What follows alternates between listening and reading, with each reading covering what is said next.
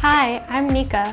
I'm an artist, designer, and educator working at the intersection of soil-to-soil creation, textiles, social justice, farming, and handcraft. At Fiberhouse Collective, where I'm the founder and director, our mission is to create cloth that heals. That means we go to the source. We start at the farm, we meet the farmers, we work with farmers, and then we create closed-loop systems of production. So from farm to fabric, and then back to farm.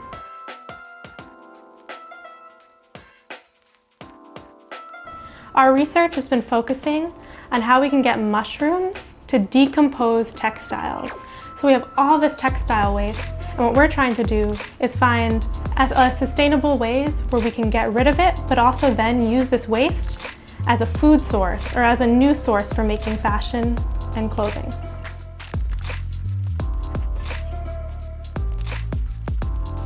I grew up in New York City, and I would take classes on the weekends in middle school and high school at Fashion Institute of Technology. And when I was ready to go to college, I knew I wanted to go to school in New York as well. And I went to Parsons, the new school for design, or Parsons School of Design, and I studied fashion design. But when I got there, I quickly realized how unsustainable and unethical the fashion industry was at large. At first I was a little discouraged. I didn't know what I could do. I felt overwhelmed, but through my studies there and through my research and experiences after, I realized that one person can have an impact, especially when they connect with other people and you form a collective, and together you can really start a movement to make change in the fashion industry and beyond.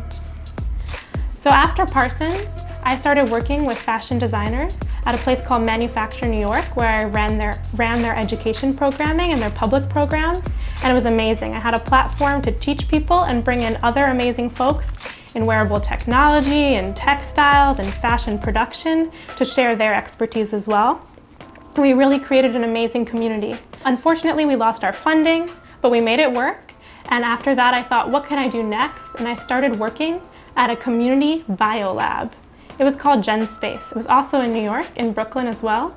And it really allowed me to expand my practice into biomaterials and biodesign. So that's using science and mixing it with art and creating new innovations that neither person would have thought about on their own. So it really confirmed this idea that we need to mix different mediums and different perspectives together in order to create change or figure out new innovations in design and in anything we make.